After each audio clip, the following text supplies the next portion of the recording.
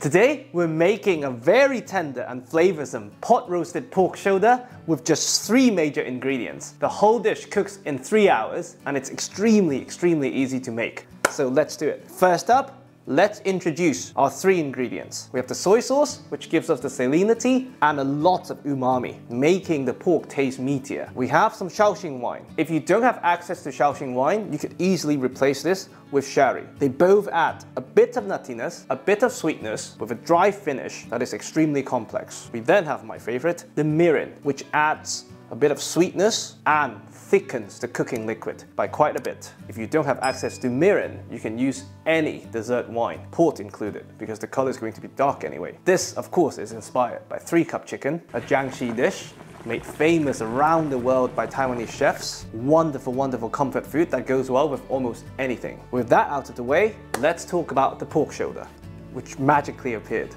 Unlike beef cuts, which even in a supermarket is very well defined, the names of pork cuts are extremely macro, if I may use that term. For instance, the pork chop could be anything from the first rib to the last, and the pork shoulder is practically anything between the head and the front leg. For braising and roasting, I always want to be as close to the head and the neck as possible. That way I know I'll get very even marbling and fat coating everywhere, so that when the heat starts to rend out the fat, the whole joint remains evenly tender. The moment you go closer to the leg, there's always some dry bits no matter how long you cook it for. So in the American supermarket, what you want to look for would be the Boston butt. If you're buying it from a butcher, even better. I always like to ask for the collar, which is practically the neck end of the shoulder. The only thing to bear in mind is that if you're getting the collar with the skin on, because of the location of the collar, it tends to have more residual hair than other parts of the shoulder. So make sure you either torch it yourself or ask your butcher to do it for you, which explains why this bit looks a bit charred. I've often advocated salting ahead and leaving your joint uncovered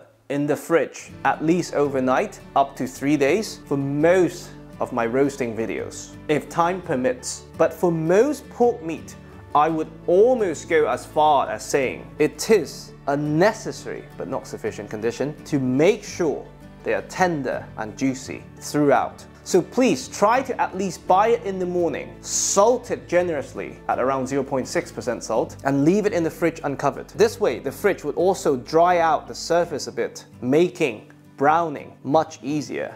And if you want to go the extra mile, use a cake rack and elevate the cake rack slightly with some tin foil. All right, that's enough talk for what I call an easy recipe. So let's do it. First things first, we heat up the pot and we sear this lovely collar. Unlike straight up oven roasting, what the pot roasting method gives you is direct heat, which speeds up and guarantees the browning and the Maillard reaction of the meat. And that's what's going to make the meat taste meatier. The second advantage of the pot roasting method is that we get to introduce liquid and semi-submerge the joint, slow cooking it in the process while browning certain parts of the meat. This way, for something with a shorter cooking time, you have more control over the doneness and the browning of your joint. Now, to prevent it from sticking, it's very important that you heat up your pot properly before adding the meat. One fail-proof method to ensure that the pot is hot enough is for you to add some tiny water droplets and see how they behave. The moment they start behaving like they're ice skating, this is hot enough. So now we add some neutral oil, in this case vegetable oil. I cheated, this could have been the 4th cup. And be generous with the oil because you can always skim them off before it goes into the oven. And make sure you oil the edges because they might catch. I'm deliberately using a pot similar size to the shoulder itself to minimize the liquid that I'm required to add, thus minimizing the dilution of flavors. Shoulder goes in. Don't worry if it's slightly sticking in the beginning. Give it time, and once the pork is properly browned, it'll release itself. And even if it's sticking a bit, don't worry. We're gonna deglass the pan with our 3 cups of liquids, so nothing, no flavor, would go to waste. And we pressed it down slightly to maximize the surface area that's in contact with the hot oil to increase our chances of better browning. Alright, once you can see the edges of the first side is golden/brown, we flip, cook the other side.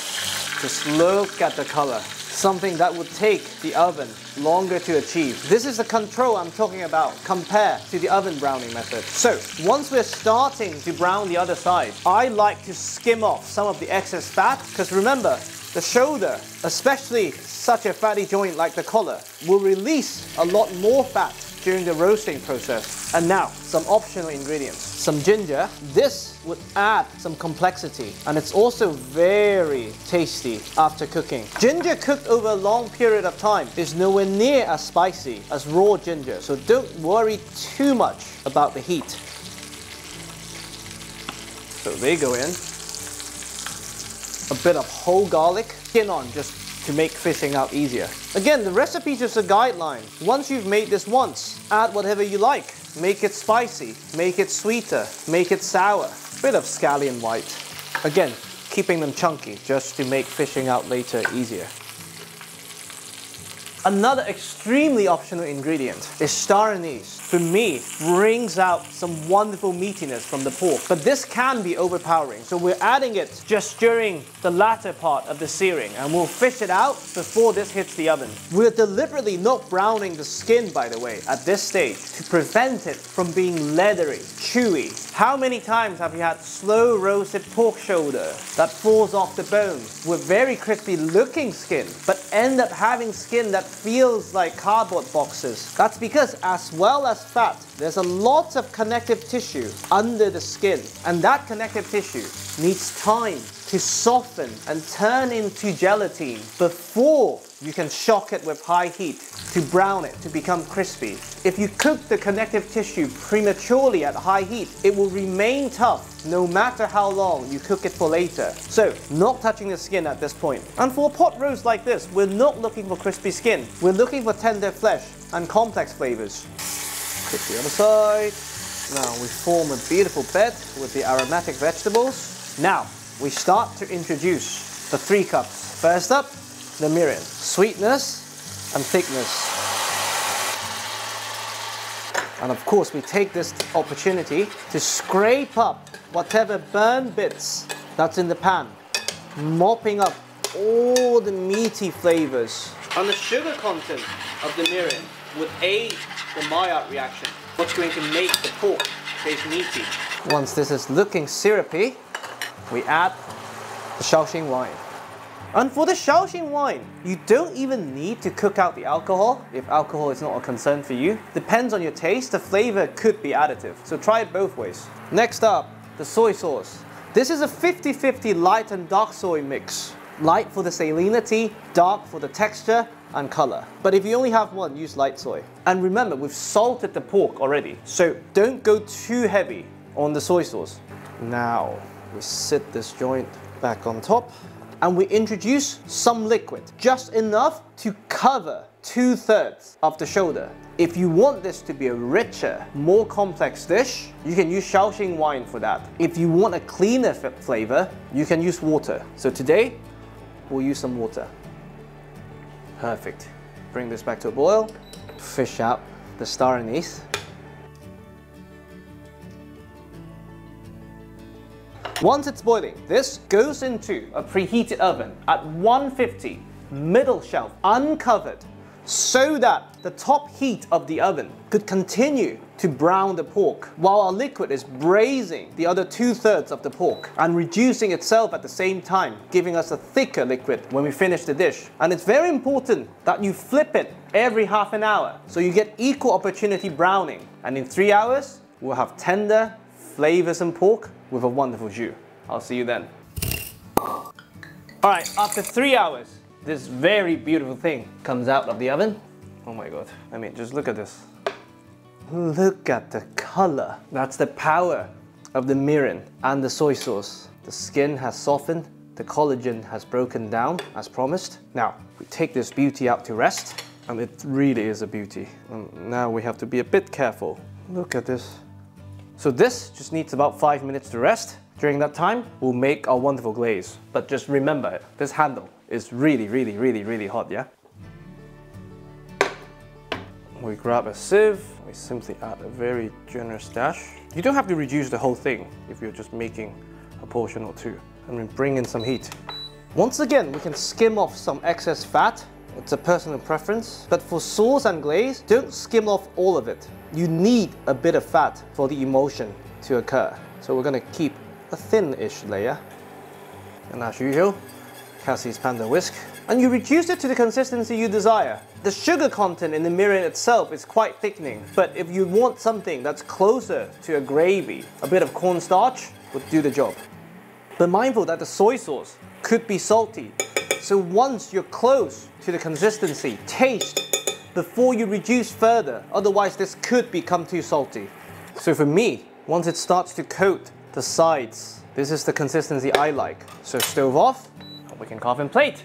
Oh, look at this. We have the chef's piece. Just look at how smooth the skin is now for the knife to go down. Precisely because all the connective tissues have rendered out. And look at how moist this is. Incredible. Presentation pieces. So beautiful. Perfection. Just perfection on a plate. My God. Oh my God. Incredible jus. And we just finish with a bit of salad leaves. Here we have a 3 mix, watercress, lamb's lettuce, and wild rockets to bring some freshness to the flavoursome dish. And that's it. Tender, flavoursome, and easy to make. This is my pot roasted 3-cup pork shoulder. I really hope you enjoy. Oops.